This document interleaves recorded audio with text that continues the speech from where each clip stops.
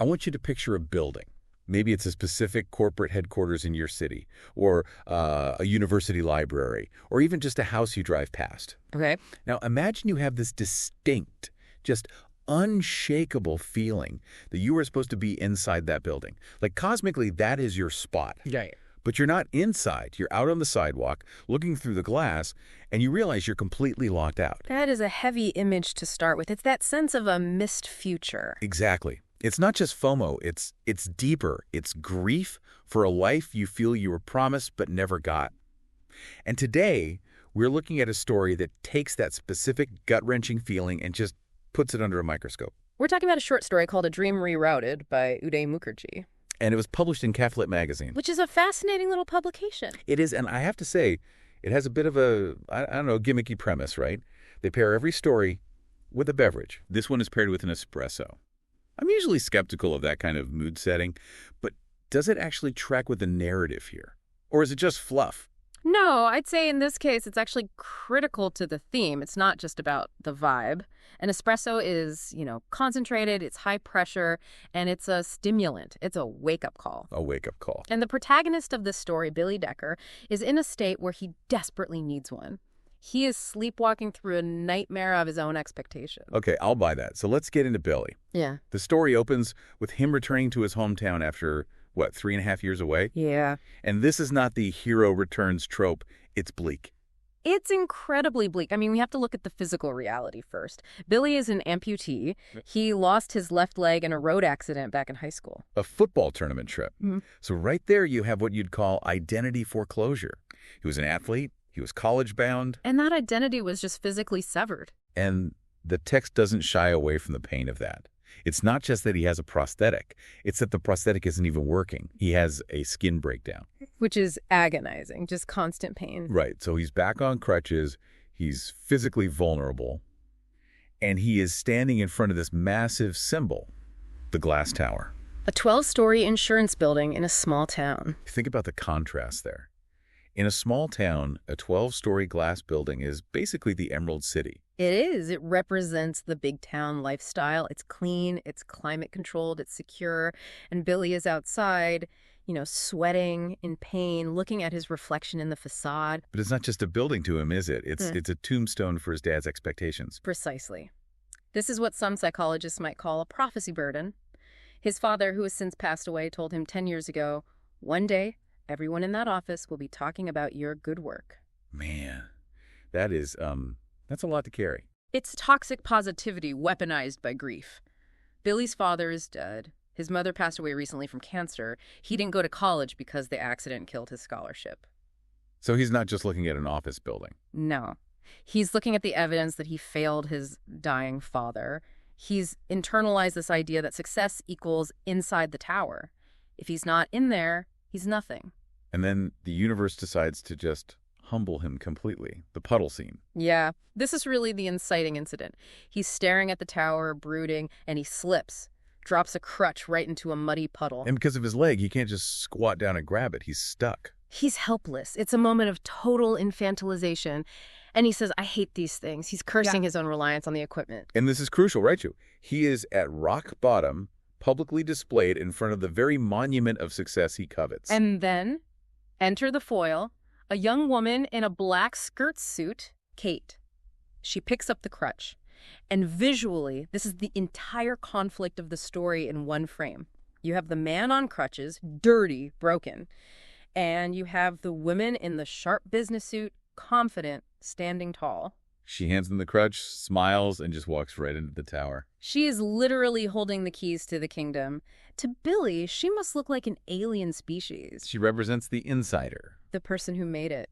So Billy retreats to a cafe across the street to lick his wounds. He's sitting there watching the revolving doors, probably hating himself. And then Kate walks in. Now, normally this suit ignores the street, but she recognizes him. Right. She asks if he works in appraisal, which is kind of funny. She assumes he's one of them. It's a validation he wasn't expecting, but he just projects it. He's so deep in his sunk cost mindset, the idea that he's already lost, that he gets defensive. He says something like, you don't want to hear that. He assumes his story is too tragic for her polite corporate world. But she sits down. She gives him 15 minutes. And it turns out the view from inside the tower isn't quite as perfect as Billy thinks. This is the reality check. Kate Klein has the honors degree in finance. She has the suit. She's inside. But what's she doing? She tells him she's basically fetching coffee for her boss. She's completely underutilized. So you have Billy, who feels locked out of the system. And Kate, who feels trapped by the system. Exactly. It disrupts Billy's whole narrative that inside equals happiness. But Kate does something here that shifts the entire trajectory of the story. She listens to his sob story, the accident, the lost college years, and she doesn't offer pity. No. She offers a strategy. I reroute your dream. And then she says, maybe you can work with them instead of working for them. Let's pause on that. Work with them instead of for them. That sounds like a nice bumper sticker, but in practice, that is a massive psychological shift. It's the shift from an employee mindset to an entrepreneurial mindset. Absolutely. An employee asks for permission. Please hire me. Please let me in. An entrepreneur identifies a friction point and offers a solution. And Kate is pointing out that Billy is obsessed with the location of the dream, the office. Rather than the outcome of the dream, which is success or connection. But Billy doesn't buy it. Not at first. He calls it a stranger's pep talk. Yeah, he's actually thinking about taking a cashier job at a supermarket. Which would be the path of least resistance. It's safe, it's low stakes. But then he goes to get lunch at a food truck, a grilled ham and cheese, and he looks back at the cafe. He sees the data. He sees the market inefficiency. 90% of the people in that cafe are from the insurance office. They're leaving the building, crossing a street, waiting in line. Just to get caffeine. That is lost productivity. That is a friction point. And the light bulb goes off. Coffee with croutons. A mobile cart. But here is where I want to push back a bit on the magic of storytelling.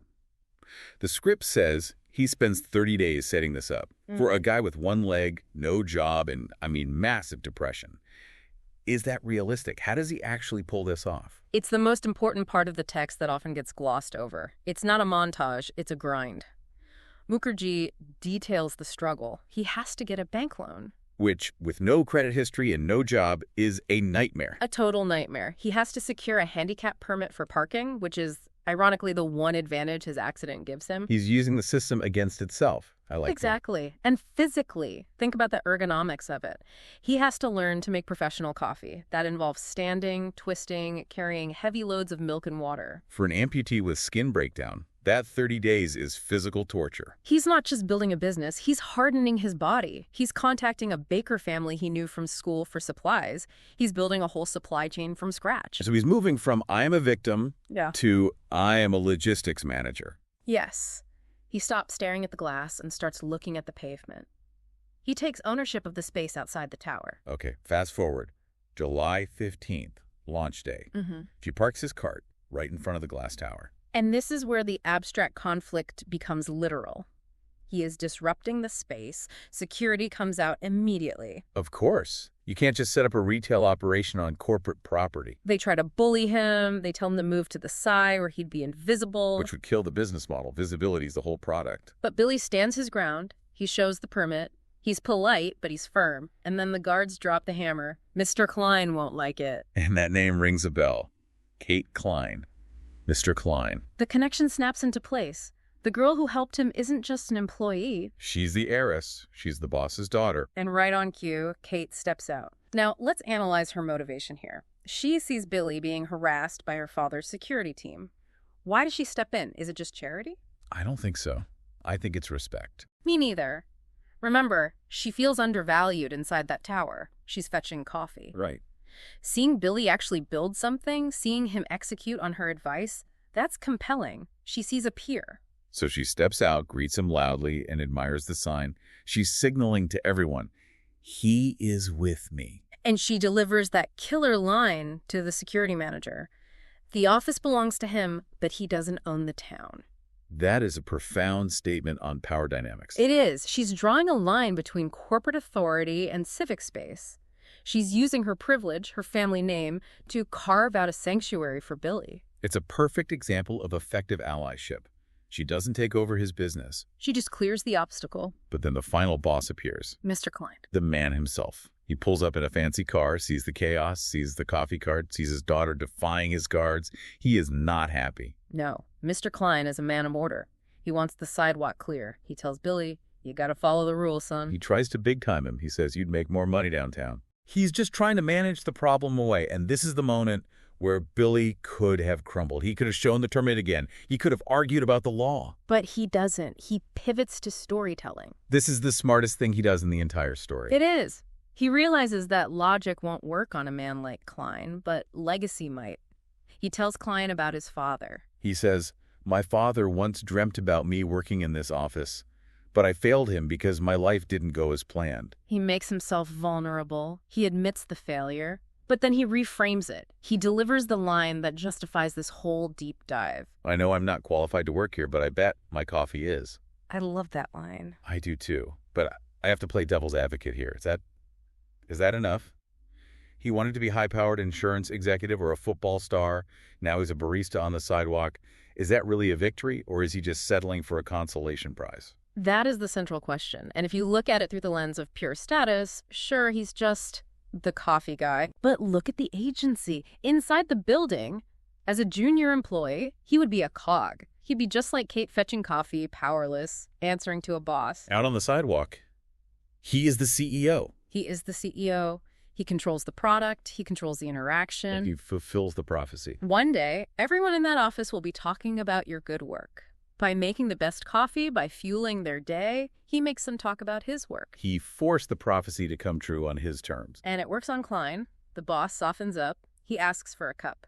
And that moment represents the acceptance of the new dynamic. The tower accepts the cart. They are now in a symbiotic relationship. Billy provides the fuel, the espresso, and the tower provides the customers. Which brings us right back to that espresso pairing.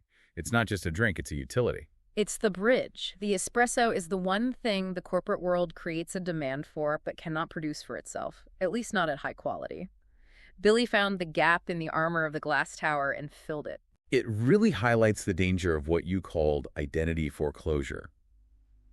If Billy had stuck to the idea that I am an insurance guy or nothing, he would still be starving. He would. He had to kill that version of himself to survive. He had to accept that the form of the dream was dead. But the function of the dream's success, respect, autonomy, was still available. It just came in a paper cup instead of a corner office. And that's a terrifying thing to do. To admit that the specific picture you painted of your life is never going to happen. It is terrifying. I mean, it's a mourning process. But the story argues that on the other side of that mourning is opportunity. You have to let the old dream die to let the new reality breathe. It makes you wonder how many of us are standing outside our own version of the glass tower right now. Maybe it's a career path we didn't take, or a relationship that ended, and we're just staring at the reflection. And the question the story asks is, are you going to keep banging on the locked front door, or are you going to look around for a puddle, a dropped crutch, and a different way to be useful? And maybe keep an eye out for your Kate Klein. Absolutely. You need the ally. But remember, Kate didn't build the cart. Billy built the cart. The advice is useless without the execution. That's the takeaway for me. The aha moment is cheap. The 30 days of grinding on a bad leg to build the business, that's the cost of entry. That's the price of the reroute. Oh, this has been a great dissection of A Dream Rerouted. It's a simple story on the surface, but man, there is a lot of mechanics underneath. It's a blueprint for resilience. So, to everyone listening, take a look at your own missed future. Is there a way to sell coffee to it instead of begging to be let in? Something to think about. Thanks for being here with us. Pleasure as always. We'll see you in the next deep dive.